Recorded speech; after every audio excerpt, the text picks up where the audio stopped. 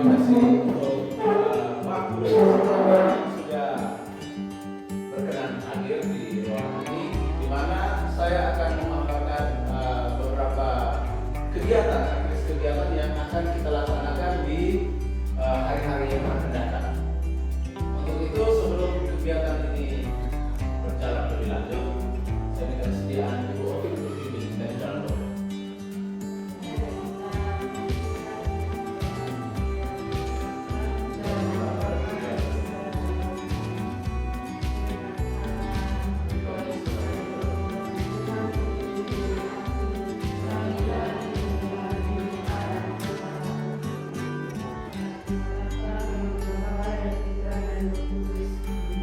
Terima kasih Bu Ovi untuk doanya. Kita akan lanjut saja. Nah, yang akan saya presentasikan ini bagaimana mengenai pembelajaran berbasis proyek oleh Frederick Firman beserta PKG PJOK tahun 2024. Untuk sebelumnya kita akan sama-sama menyaksikan icebreaking dari video yang akan saya tampilkan berikut ini. Ya, kita sama-sama menyaksikannya.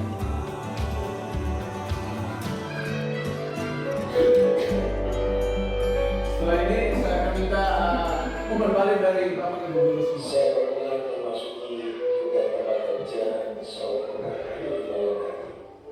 Kebiasaan sebuah tukang kayu adalah membiarkan sebagian peralatan kerjanya berserakan dan tidak merapikannya.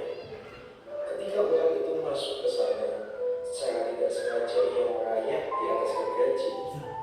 Tajamnya mata gergaji menyebabkan membuat ulat terluka. Ulat beranggapan gergaji itu menyerangnya. Ia pun membalas dengan mematuk gergaji itu berkali-kali. Serangannya bertubi-tubi menyebabkan luka parah di bagian mulutnya. Marah dan putus asa, ulat berusaha menggunakan kemampuan terakhirnya untuk mengalahkan musuhnya. Ia pun lalu membelit dengan kuat gergaji itu. Belitan ini menyebabkan tubuhnya terluka dengan parah. Akhirnya ia pun mati binasa. Di pagi hari, sebutan kayu menemukan bangkai ulat di sebelah gergaji kesayangannya. Sahabat, kadangkala di saat marah kita ingin melukai orang lain. Setelah semua berlalu, kita perlu menyadari bahwa yang terluka lebih parah sebenarnya adalah diri kita sendiri. Banyaknya perkataan yang terucap dan tindakan yang dilakukan saat amarah menguasai. Sebanyak itu pula kita melukai diri kita sendiri. Tidak ada musuh yang tidak dapat ditaklukkan oleh cinta kasih. Tidak ada permusuhan yang tidak dapat dimaafkan oleh ketulusan. Tidak ada kesulitan yang tidak dapat dipecahkan.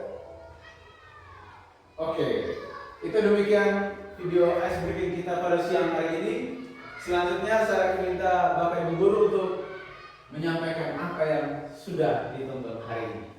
Oke, salah satu Bapak Ibu Guru silakan yang mau menyampaikan apa yang sudah ditonton hari ini.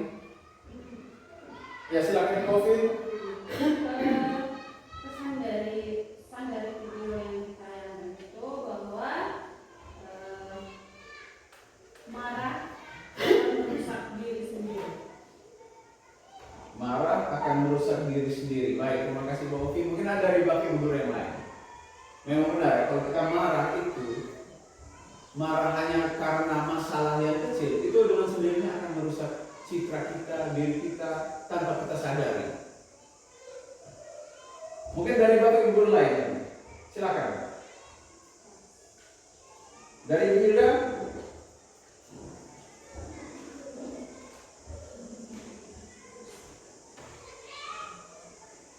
Bagaimana Ibu Hilda, dari apa yang sudah ditonton dari video tentang ular dan gergaji tadi? Dari video tentang ular dengan gergaji tadi,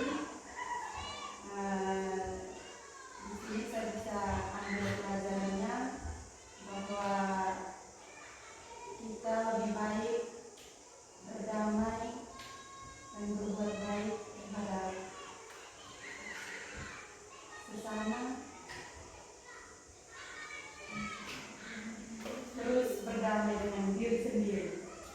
benar sekali. Bila kita harus berdamai dengan sesama, dengan diri kita juga. Apalagi kita sebagai seorang guru, bagaimana cara kita bisa berdamai dengan murid juga. Ya, ini sebagai dari ice breaking. Oleh karena itu kita lanjut lagi kegiatan aktivitas kita pada siang hari ini. Untuk selanjutnya, latar belakang kegiatannya. Nah, kegiatan ini yang diambil itu kompetisi sepak bola mini anak idola. Anak idola itu maksudnya anak Indonesia berolahraga. Nah, ini merupakan sebuah pembelajaran berbasis proyek P5 juga yang mengangkat tema Bangunlah Jiwa Raga. Aktivitas yang diambil adalah olahraga sepak bola mini karena olahraga ini sangat populer banyak digemari oleh siswa-siswi UPTD SDN Bizigeda. Yang mendasar kegiatan ini adalah berbagai situasi nyata yang ada di lembaga SDN Bizigeda, yaitu gaya hidup murid, sekolah yang lebih asik menghabiskan waktu dengan berbagai aktivitas permainan yang kurang bermanfaat, sehingga mengurangi aktivitas fisik. Biasanya yang kurang bermanfaat itu seperti bermain wayang, kelereng, itu sangat-sangat tidak bermanfaat. Jadi kita arahkan mereka bisa mengikuti kegiatan anak idola ini, yang diantaranya ada dance dan sepak bola mini. Kalau dance itu bagian dari senam irama juga. Jadi keduanya termasuk di dalam kegiatan olahraga. Tujuan umumnya menumbuhkan budaya hidup sehat, memotivasi siswa untuk lebih aktif bergerak, berolahraga secara teratur dan mengadopsi gaya hidup sehat. Yang kedua, mengembangkan kebugaran dan keterampilan murid dengan memanfaatkan aset di sekolah. Aset di sekolah misalnya kita sudah punya lapangan, kita tinggal arahkan mereka untuk beraktivitas itu di lapangan. Selain itu kita punya sound system juga.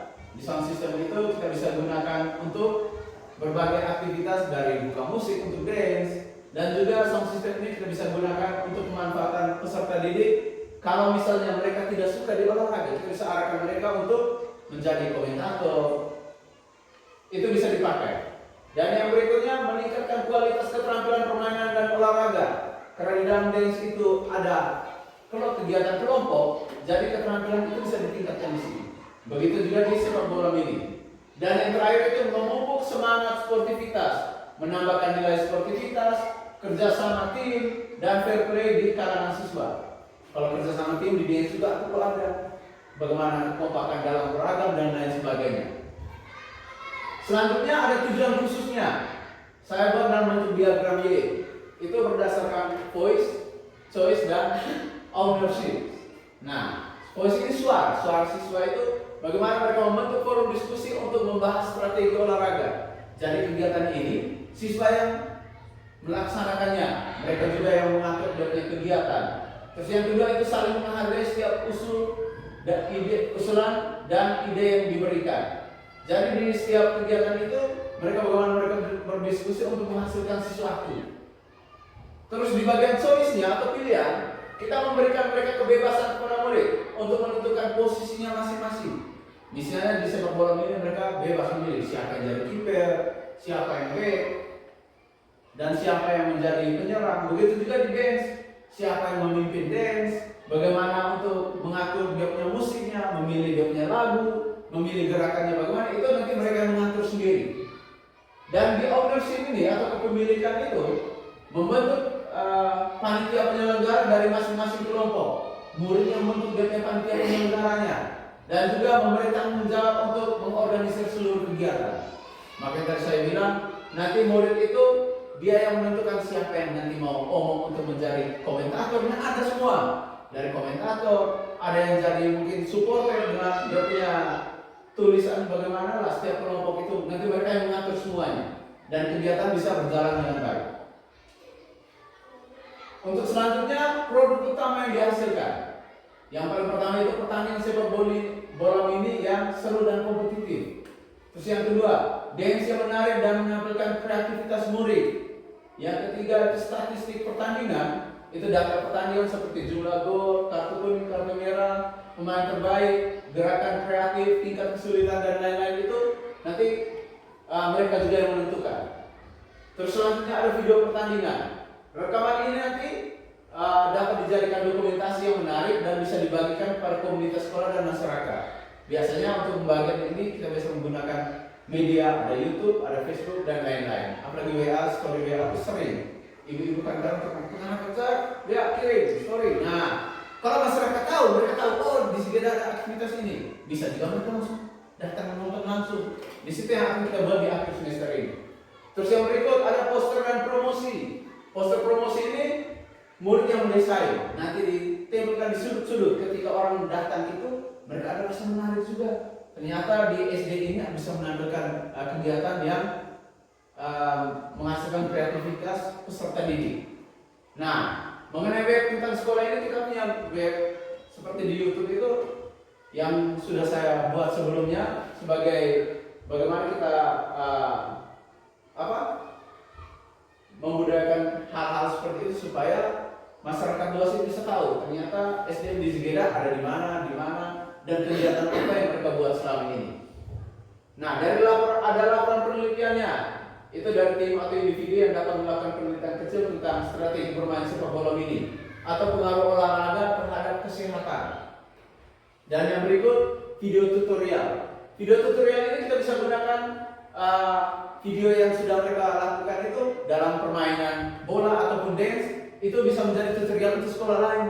Mereka bisa senang, oh nanti kayak mau dance tuh seperti SD di Zigeda itu yang mereka tampil tuh, itu bisa menjadi tutorial. Begitu juga untuk main bola. Baik, kita lihat slide selanjutnya, capaian dan langkah-langkah hasil yang diharapkan dari peluncuran proyek kompetisi dance dan sepak bola mini yang disebut kompetisinya itu kompetisi anak idola, anak Indonesia berolahraga. Maka itu akan diterapkan di akhir semester kegiatannya. Nah, pertanyaan pemakai, bagaimana kita bisa meningkatkan semangat sportivitas dan kerjasama tim melalui turnamen anak idola? Nah, yang selanjutnya pembentukan tim. Terus selanjutnya penjelasan tujuan, yaitu menumbuhkan budaya hidup sehat, meningkatkan kesehatan fisik, menyalurkan minat dan bakat, membangun semangat sportivitas dan mempererat hubungan antar siswa. Terus mengenai evaluasi, setiap tim melakukan evaluasi diri untuk mengidentifikasi hal-hal yang perlu diperbaiki. Misalnya perbaiki dalam keseragaman dance ataukah dalam permainan sepak bola ini sendiri. Yang keempat, presentasinya. Pertandingan utama diselenggarakan di akhir semester 1 tahun 2024-2025. Berarti di bulan Desember ya, setelah kita ujian semester nanti. Terus ada penghargaannya. Itu pemberian penghargaan kepada tim terbaik, ada pemain dengan semangat sportivitas terbaik serta supporter terbaik. Dan direfleksi setelah kompetisi ada diskusi dalam kelompok bersama dengan guru ataupun murid sendiri. Mereka akan merefleksikan diri mereka masing-masing atau kelompok mereka. Kira-kira yang mereka lakukan itu sudah baik atau tidak. Nah, dan dampak dari refleksi itu akan sangat besar terjadi bagi peserta didik. Nah, struktur program dan mitra dalam komunitas belajar. Yang pertama itu jenis programnya co-curricular. Terus modelnya itu sport education model. Belajar dari jenis olahraga yang mereka lakukan. Terus tipe proyek itu memecahkan masalah dalam dunia nyata, tantangan membuat karya. Nah, selanjutnya itu kelas, gabungan dari kelas 3, 4, 5, dan 6 dibagi menjadi 4 kelompok. Terus waktu kegiatan latihan akan dilaksanakan sejak bulan November sampai Desember 2024. Berarti kita punya waktu itu 1 bulan di setiap hari Jumat. Kemungkinan pertemuan itu 4 kali. Pelaksanaannya setiap hari Jumat jam 10 WITA sampai selesai. Kegiatan puncaknya di bulan Desember setelah ujian semester. Tempat itu kita punya lapangan SDN di Zigeda, dan mata pelajaran yang akan dilibatkan itu ada guru kelas, ada guru agama, guru bahasa Inggris, tenaga pustakawan, dan operator. Itu dilibatkan semua. Aset yang berhubungan. Pertama itu ada aset manusia, di mana jumlah semua warga sekolah terdiri dari 9 guru, 2 tenaga pendidikan dan kepala sekolah, serta 90 peserta didik. Terlibat aktif dengan membagi 4 kelompok ya, menjadi beberapa murid dengan pendampingannya masing-masing. Nah, selanjutnya lingkungan, pemanfaatan lingkungan dan sekitarnya untuk tempat melakukan kegiatan olahraga. Yang berikut fisik, menggunakan sarana prasarana yang ada di sekolah seperti bola, ruangan dan lain-lain untuk kegiatan. Selanjutnya ada aspek politik, menggugah seluruh warga sekolah untuk ambil bagian dalam kegiatan yang direncanakan. Aspek agama dan budaya, mengawali kegiatan dengan doa dan menjadikan program kegiatan sebagai wajib. Dan aspek finansial itu pemanfaatan anggaran untuk biaya pengadaan obat-obatan. Rencana dan evaluasi, umpan balik guru atau balik kelas, memberikan umpan balik dari setiap rancangan aktivitas yang dibuat. Evaluasinya, guru balik kelas melakukan evaluasi setiap sesi latihan untuk mengukur kemajuan tim kelas. Nah, ini kemungkinan tantangan yang akan terjadi. Kemungkinan di setiap kegiatan itu ada siswa yang memiliki gangguan kesehatan, dan kita juga berjaga-jaga di cuaca musim hujan. Solusinya, kita bisa memaksimalkan situasi dan waktu manajemennya dengan efektif dan efisien. Nah, demikian presentasi dari kegiatan yang akan kita rencanakan di akhir semester 1 kali ini. Untuk selanjutnya, saya memberikan kesempatan kepada Bapak Ibu Guru untuk bertanya. Mungkin ada yang ingin ditambahkan atau dikurangi dari apa yang sudah saya presentasikan, waktu dan kesempatan saya berikan. Ibu Ovin, silakan ya. Kira-kira program ini akan berjalan kapan dan bagaimana proses? Oke, baik, terima kasih. Program ini akan berjalan sejak hari Jumat yang akan datang. Itu akan mulai berjalan karena kita waktunya itu tidak banyak. Strateginya itu di kelas 3, 4, 5, dan 6 itu kita bagi menjadi 4 kelompok. Setiap kelompoknya dengan 4 pendamping, 4 atau 3 pendamping, dibagi dari jumlah aset guru tenaga pendidikan yang ada di sekolah, sehingga setiap guru itu mendampingi kelompoknya. Nah, kalau sudah ada pendampingan, dengan begitu kegiatan otomatis berjalan. Tinggal menentukan bagaimana murid bisa menentukan musik untuk dance-nya, bagaimana murid bisa berlatih sepak bola untuk melaksanakan aktivitas kita di bulan Desember di akhir semester. Pak Jo? Pak Fian? Ini udah? Sehingga ketika komentator enak, omong tak enak, ya ternyata ini kakak idola dari kelas ini dan sebagainya. Nah, ini bisa Indonesia berolahraga. Saya sengaja buat nama seperti ini sehingga ada daya tarik ketika orang anak-anak mau komentator. Nanti yang komentator anak-anak. Ketika komentator sudah bergerak, sudah omong dari wilayah-wilayah perumahan mereka bisa dengar, yang sendirinya bisa mendekatkan diri untuk nonton. Nah, Sedikit pertanyaan. oh ya silakan. Kompetisi dance dan sepak bola mini ini hanya 2 ini yang dijalankan, lalu kompetisi ini nanti dijalankan hanya di sekolah kita atau dengan dari sekolah lain. Oke, baik, terima kasih Bu Ovi. Nah, kompetisi ini karena tadi kita berdasarkan aset manusia di lingkungan kita karena ini kegiatan kokurikuler, jadi kita lakukan hanya sekolah kita saja. Hanya di kelas 3, 4, 5, dan 6 digabung menjadi satu, dibagi 4 kelompok. Kenapa kita lakukan ini? Karena kita melihat jangka panjangnya juga. Setiap kegiatan sepak bola mini ini ada kegiatan keberlanjutannya. Begitu juga kalau di kecil lagi kelompoknya itu ada kegiatan futsal yang setiap tahun tetap berjalan. Oleh karena itu ini kita perlu buat selain kegiatan sepak bola mini, dance juga itu diperlombakan. Bahkan tiap tahun ada lomba dance.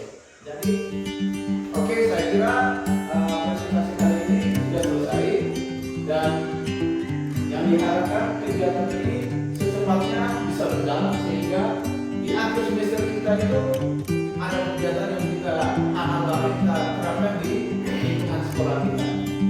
Mungkin ini saja